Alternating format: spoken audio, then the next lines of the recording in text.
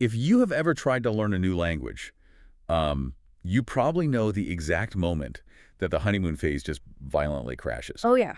The wall. Everyone hits the wall. Right, you start out strong on some app, you're racking up points, you're, confidently ordering imaginary coffees, and then suddenly you hit a brick wall, the progress just completely stops, and you find yourself staring at a textbook wondering why you still can't understand a basic television show. It is a universally frustrating experience. It really is. Hmm. So today, for our deep dive, we are taking our stack of sources, which includes everything from massive language learning guides and Reddit threads to advanced academic reading tests and deep dive grammar manuals.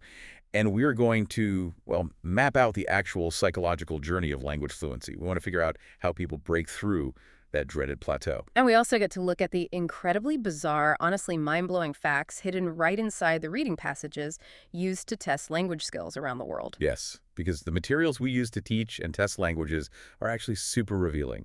They really are. When you strip away the vocabulary list, you are left with this fascinating mirror of human psychology. You see how our brains process cognitive friction, how we engage with narrative, and how high-stakes testing environments push the limits of our working memory. So let's start with that wall I mentioned.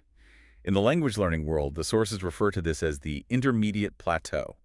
Specifically, they talk about the gap between the B1 and B2 levels of proficiency. Right, the classic bottleneck. Exactly. For anyone who hasn't looked at a standardized language grading chart recently, what exactly does being stuck between B1 and B2 mean in practical terms? It's a very specific kind of purgatory. The scale we are talking about is a common European framework of reference for languages, or CEFR. B1 essentially means you can survive. Like ordering at a restaurant. Exactly. You can travel, order food, describe your weekend, handle predictable situations. But B2 is the threshold of true independence. At B2, you can hold your own in a spontaneous debate, understand complex opinions, and actually express your own personality. Which is a huge jump. A massive jump. And the plateau happens right in that gap. The language no longer terrifies you, but your daily progress feels completely invisible. You feel like you are just treading water, using the same limited vocabulary over and over. And the sources point to a few reasons for this stagnation. One is study routine fatigue. Your brain just gets bored of the same fill-in-the-blank textbook exercises and essentially just stops recording new information. It just glazes over. Yeah, completely. Another reason is a lack of clear goals. When you set out to learn a language initially, your goal is basic survival. Once you achieve survival, if you don't plan ahead and set a new specific target, your motivation evaporates. But the psychological barrier that stood out the most in the sources is the fear of mistakes. Oh, absolutely. That is the most insidious trap for an intermediate learner. When you are a beginner, ignorance is bliss. But at the B1 level, you have learned enough grammar to realize the sheer volume of things you do not know. You can literally hear yourself making errors in real time. Exactly. You become hyper-aware. And the sources say that this realization causes learners to retreat into their comfort zones. They actually stop speaking to avoid sounding foolish. Which is such a tragedy, right? It's a classic protective psychological defense mechanism. But the irony is that language is a muscle. If you retreat and stop taking risks with complex sentence structures, that muscle atrophies and the plateau hardens into a permanent barrier. I was reading through the Reddit threads included in our stack, and there's a highly relatable story from a user who experienced this exact paralysis. The one who went to Canada? Yes. They took years of high school language classes. They learned all the grammar. They could read poetry and novels. The rules were completely hardwired into their brain. But their listening comprehension and actual conversational ability were non-existent. Because theory is not practice. Right. And the breakthrough didn't come from more studying. It came from moving to Quebec. They had to live their entire academic life in French, getting grades, navigating the city, dealing with landlords. That forced immersion is what finally pushed them to true fluency. Because lived experience strips away the luxury of retreating into your comfort zone. You cannot avoid making mistakes when you need to negotiate a broken heater with your landlord. You have to communicate through the errors. Yeah, you have to think through the problem on your feet. Exactly. But the obvious challenge is that the average person cannot simply abandon their life and move to Quebec or London to force immersion. Which is where the modern workarounds in our sources get really interesting. If you can't move to a foreign country, you have to engineer that environment from your living room. And technology is changing the game there. It really is. One learner detailed this brilliant strategy using AI. They use ChatGPT to do daily 5 to 10-minute immersive role plays. They prompt the AI with a scenario like, "We're at a difficult job interview," or "I am trying to book a hotel room, but you lost my reservation." And they just practice the back and forth dialogue. The psychological safety of that method is what makes it so effective. An AI does not judge your accent, and it doesn't lose patience if you take 30 seconds to remember the past tense of a verb. It's a zero judgment zone. Completely. It neutralizes the fear of mistakes. The sources also note learners using AI to build contextual webs. Instead of looking up a dictionary definition for a weird idiom like "get the ball rolling," they ask the AI to generate 5 different conversational examples using that phrase. And speaking of building context, learners are entirely ditching the standard boring listening exercises that caused that study routine fatigue. Good riddance to the textbook audio. Right. Instead of listening to a slow, perfectly enunciated dialogue about buying a train ticket, they are tuning into specialized podcasts. The sources mention learners using the podcast serial to absorb raw, gripping true crime vocabulary, or turning to Overheard at National Geographic. Which offers a completely different tier of vocabulary and pacing. It is wild. The Nat Geo podcast features off-duty scientists having coffee break conversations. So instead of textbook drills, you are listening to a passionate biologist talk at full speed about zombie mice, the discovery of underwater pyramids, or the ethical dilemmas of tourists taking selfies with wild animals. If you are trying to learn English, a debate about zombie mice is going to force your brain to pay attention. I mean, I would pay attention to that in any language. That intense engagement is the vital ingredient. It forces your brain to stay active. Which brings us to the next phase of the journey, how we handle reading comprehension and the art of context. Because encountering an unknown word in a dense text requires a very specific strategy. Yes, I was looking at the insights from language expert Ollie Richards in our stack. He advises that when you hit a word you don't recognize, your absolute first instinct should not be reaching for a dictionary. Which is so hard to resist. It really is. You just want the answer. Yeah. But he says you're supposed to look for familiar root elements and use the surrounding sentence to guess the meaning. But wait, if I don't know the word and I guess the meaning incorrectly from the context, haven't I just hardwired a mistake into my brain? That is a very common fear, but the methodology relies on cognitive friction. When you immediately look up a word, you remove the friction, and your brain treats the information as highly disposable. Oh, interesting. So it just goes in one ear and out the other. Exactly. You will likely forget that translation within 10 minutes. However, if you sit with the confusion, reread the sentence multiple times, and force your brain to engage in active deduction, you are creating neural pathways. You are making the brain work for its meal. Exactly. Even if your initial guess is slightly off, the struggle of figuring it out makes the eventual correct definition stick permanently. Now, to provide enough context for that kind of deduction, publishers create what are called graded readers. These are entire books written specifically restricted to certain vocabulary levels. And the sheer variety of the narratives in our sources is staggering. Some of them are incredibly dramatic. Well, the publishers know they have to manufacture high stakes to keep the reader pushing through the linguistic difficulty. They definitely go all out. Let me lay out a few examples. One graded reader in our stack is set during the Viking Age in a town called Asglor. You're introduced to a character named Thoric, who the text specifically points out has a very large nose and a powerful build, naturally. And you read about the intense struggle of his people trying to produce food in a freezing mountainous territory. Then you look at another reader, and you are dropped into a futuristic sci-fi epic. From Vikings to space travel. Yep. Hundreds of years from now, humanity has colonized the stars, but resources are depleted. So you have two massive empires, the Earthlings, whose galactic government operates out of Paris, and the Kalkians, engaged in a brutal war for planetary dominance. It is a long way from the traditional dialogue of asking where the library is. Exactly. And it's not just sci-fi and historical fiction, there's corporate espionage too. There's a story tracking an administrative assistant named Laura. She gets lost in the woods, discovers a strange metal ball, and this somehow leads her to eavesdrop outside her manager's office. As one does. Obviously. And she discovers her highly successful coworker, Antonio, is secretly hiding a massive technology project that is the only thing capable of saving their company from total financial ruin.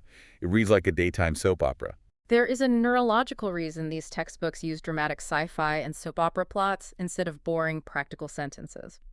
When you attach a new vocabulary word or a grammatical structure to a high-stakes emotional scenario, the emotional centers of your brain engage with the logical centers. Oh, that makes total sense.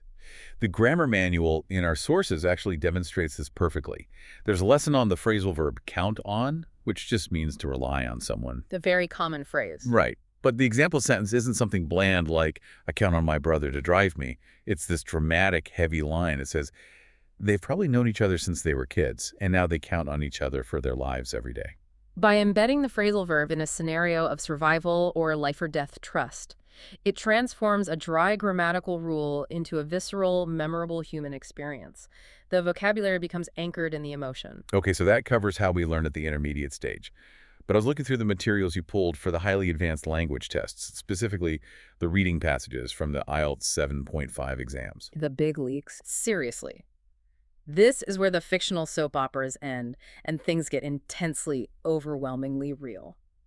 First off, what does an IELTS 7.5 actually represent? The International English Language Testing System, or IELTS, is one of the standard gatekeepers for global university admissions and immigration.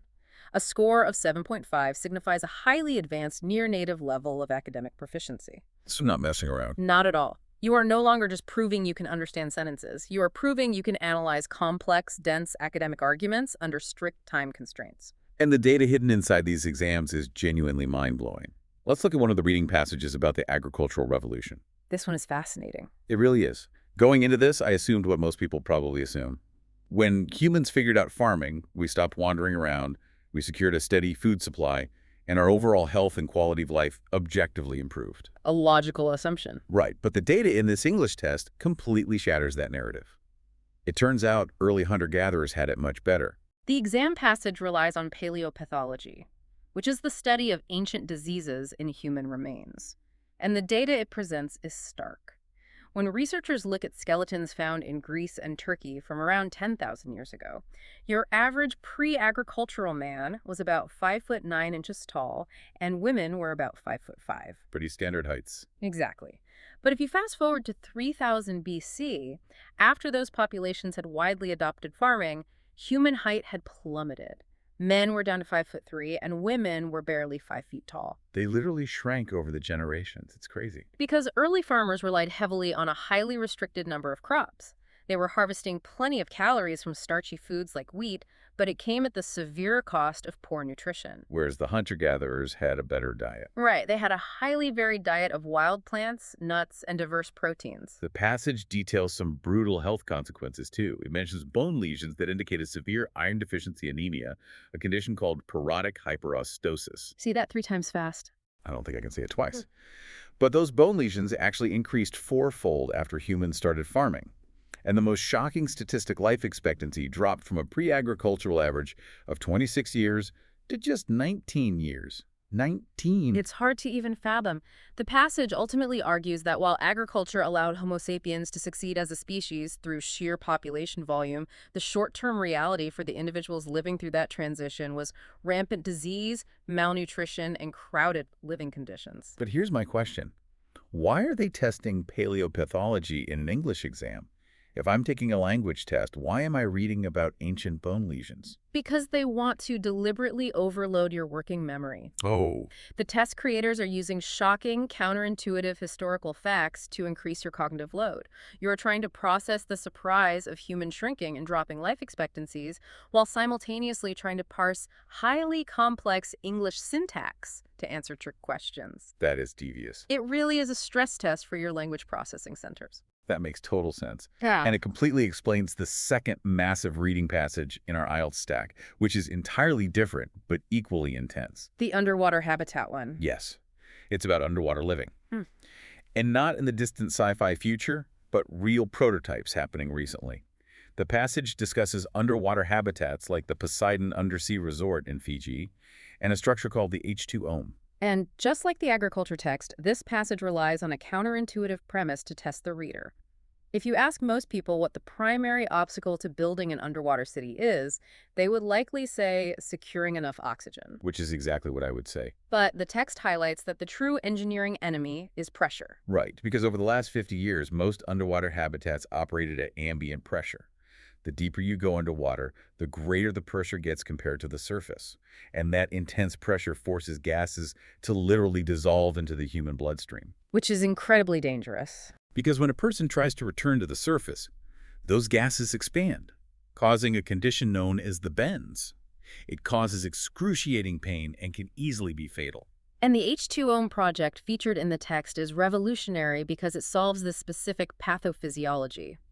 It is engineered so that the interior atmospheric pressure remains identical to the pressure on land. You never risk getting the bends, presenting a genuinely viable long-term aquatic living environment for the average person. The construction details they expect you to comprehend are just wild. They manufacture the entire structure in a dry dock, float it out to the ocean, and then sink it into place using a semi-submersible. It's a massive engineering feat. Huge. And they don't use traditional steel for the massive viewing windows. They use heavy-duty plexiglass because its tensile strength actually performs far better under the constant crush of water pressure. And the text even theorizes about the economic viability of these underwater colonies. Right, they wouldn't just be tourist traps. No.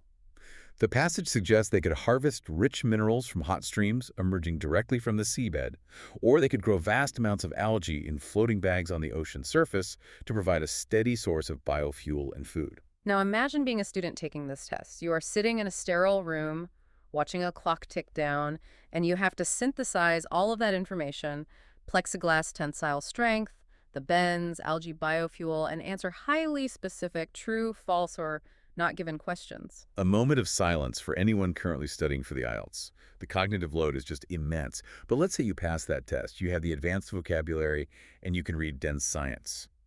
Our sources point out that reaching actual real-world fluency requires an entirely different skill set. It really does. It requires unlearning the strict rules you just spent years memorizing. Because passing an academic test proves proficiency. Fluency is something else entirely. Fluency is cultural. It is understanding exactly how native speakers bend, break, and manipulate the grammatical rules to serve social functions. We found some fantastic examples of this in the grammar guides. Native English speakers routinely use verb tenses in ways that make zero logical sense based on a textbook definition. Oh, absolutely. Take the present simple tense. You are taught that this tense is for regular habitual actions like I eat breakfast every day. But native speakers use the present tense for future events in news headlines. You'll read a headline like, Amazon receives patent for drone delivery system. Even though it's either an event that just concluded or a forecast of future impact, they use the present tense. The motivation there is purely functional. It saves physical space on a printed page and creates a sense of immediate urgency. But the psychological manipulations are even more fascinating. Consider how native speakers utilize the future continuous tense, which is structured as I will be doing. Right. The textbook says the future continuous is strictly for an action that will be in progress at a specific time in the future. I will be eating dinner at 6 p.m. But the Russian to English grammar guide in our sources highlights a highly nuanced, purely social use for it, politely fishing for a favor. It acts as a grammatical softening tool. The exact example from the guide was someone asking, will you be going to the kitchen later? Take me a glass of soda. Now, in normal conversation, we might say, bring me a glass of soda. But the underlying mechanism of asking, will you be going, is brilliant. It is entirely about managing social friction. If I look at you and say, go to the kitchen and bring me a soda, I am creating an imperative command. I am dictating your actions. But if I ask, will you be going to the kitchen later, I am merely inquiring about your pre-existing itinerary. You are casually asking if their future plans happen to align with your desire for a soda, so you can just, tack your request onto their journey. Precisely. You are providing the other person with a social escape hatch. If they do not want to get you a soda, they don't have to reject you directly. They can simply say, no, I wasn't planning on heading to the kitchen. They have merely stated their schedule, avoiding any conflict or rudeness. Mastering that kind of subtle psychological nuance is the true marker of a fluent speaker. But just when you think you've mastered the psychological nuances of grammar, you get hit with slang. The ultimate boss battle of language learning. Seriously. And this is where every textbook printed becomes instantly obsolete. We have an article from the Panther Prowler in our sources that examines the sheer, terrifying speed of slang evolution. The half-life of vernacular is shorter now than at any point in human history. The article points out that decades ago, words like rad and gnarly And by the way, there's a whole Reddit thread in our stack just asking what surfers actually mean when they say, "That's hella gnarly." Those words lasted for an entire generation. They stuck around for years. They had staying power. But today, the internet accelerates language to breakneck speeds. The article lists how rapidly the culture cycled through words like bae, chill, hella, and on fleek, or how quickly internet phenomenons take over, like yelling "D's nuts" from that one viral Vine video, or describing someone who just got insulted as being roasted. It's relentless. All of this vocabulary is churned out and subsequently abandoned by platforms like Tumblr, Instagram, and TikTok in a matter of months. What this constant rapid churn reveals is that language is not a static monolith. It is a living, breathing, and highly volatile organism. To learn a language isn't to build a house brick by brick from a blueprint. It is much more akin to trying to jump onto a moving train. You have to constantly adapt to the shifting ground beneath you. So whether you are actively battling the B1 plateau in Spanish, or you are just trying to use your native English more effectively in your daily life, the journey is wild. We've mapped out how learners use non-judgmental AI to practice ordering food, how reading about ancient shrinking farmers and the tensile strength of underwater plexiglass overloads our cognitive processing, and how mastering a language ultimately means keeping up with the fleeting lifespan of describing an outfit as on fleek. The through line connecting all of these sources is context. Stepping out of your comfort zone, abandoning the safety of the drills, and exposing yourself to weird, diverse, and sometimes highly confusing contexts is the absolute key to growth. You have to risk making the mistake, and you have to engage with the culture exactly as it exists right now, not how it was codified in a 20-year-old textbook. That is the ultimate takeaway, and I want to leave you with one final lingering thought to ponder today.